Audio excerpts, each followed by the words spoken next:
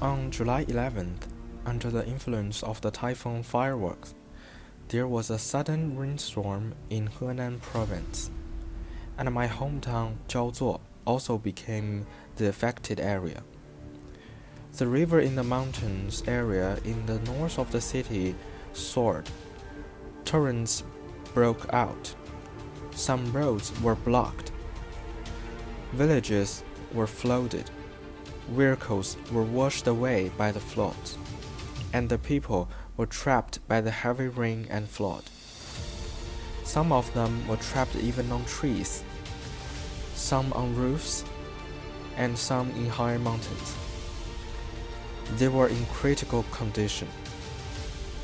After receiving the alarm, the fire department urgently dispatched a water rescue commando to rescue them at the first time.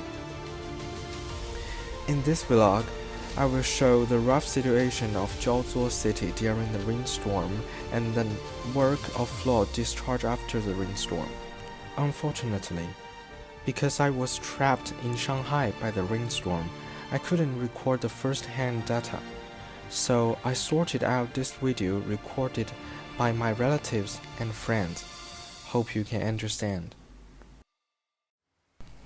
This is Xinghe Bridge on Zhongyuan Road in Jiaozuo City. This is the scene of it being flooded.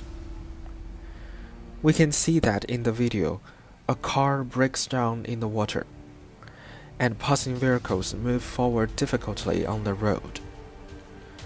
The village opposite us is called Zhangjiatun Village. Last night, more than 1,000 villagers in it was evacuated from their homes overnight because the village was flooded. The water rushed in every family's yard and even floated over their thighs. The reason why those places were flooded was that the Xinghe River rose sharply due to the rainstorm and rushed north into the village. Start from July 19th. The 4-day heavy rain not only caused serious losses to Zhengzhou, but also made Xinxiang, Jiaozuo, and other cities look like a vast ocean. This is a scene that the Henan people have not seen for decades, so it is also called once in 1,000 years.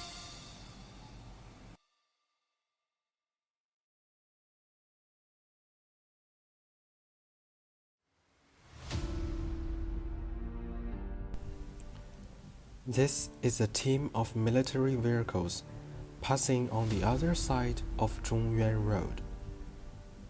The military vehicles are mighty, loaded with flood fighting materials, running to the front line of flood discharging. At this critical juncture, they have shouldered the important task of helping people get out of this trouble.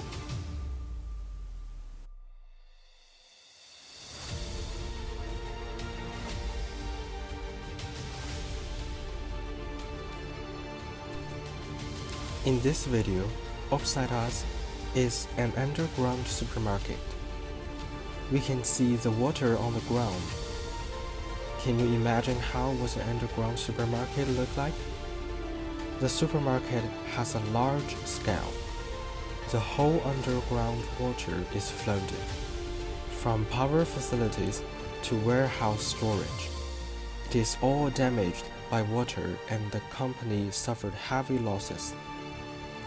The following video is a residential area developed by the same company behind this supermarket. After the rain stopped, there were still water on the surface.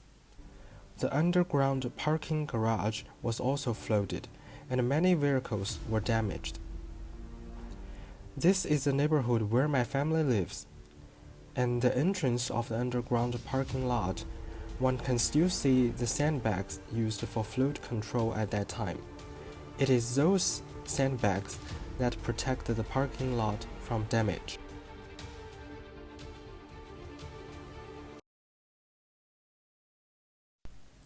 Next, I went to the place where I lived when I was a child. This little park nearby the river, this man-made river, is a place that I used to play when I was a child with all my friends and classmates.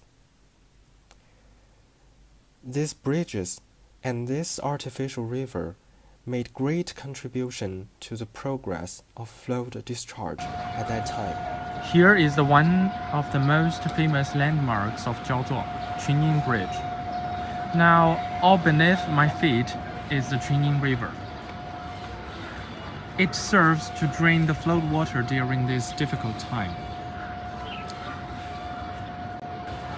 Although Jiaozuo has basically finished the flood discharge, I got my chance to go out and shoot for this vlog.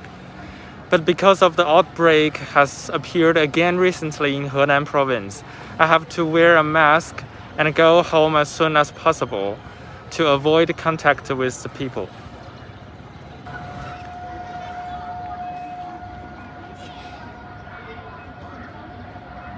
If the weather is good, we can see those mountains in the distance.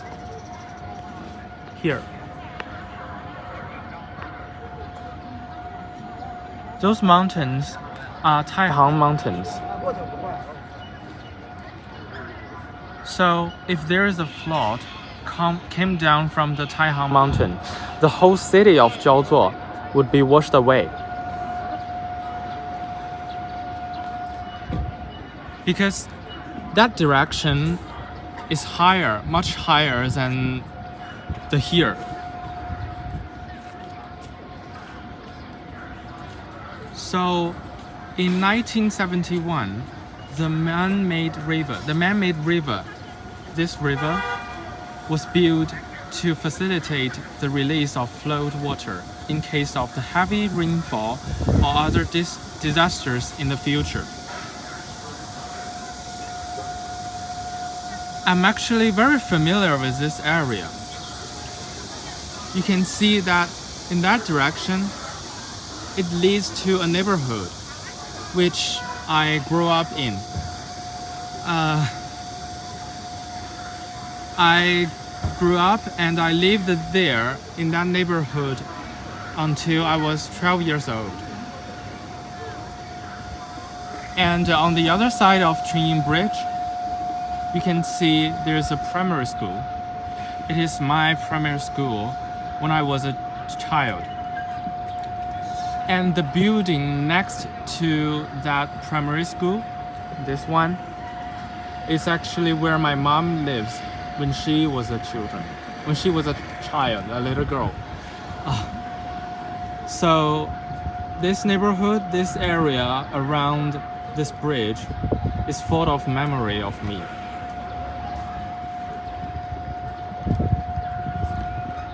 And this bridge is my daily route to my primary school when I was a child.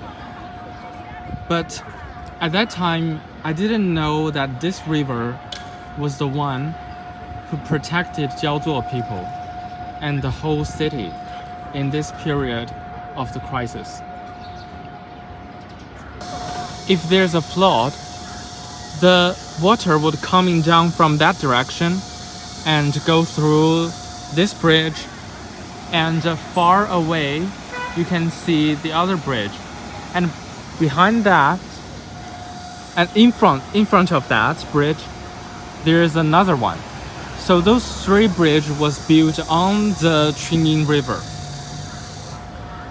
and the flood water would come down from there and went through there.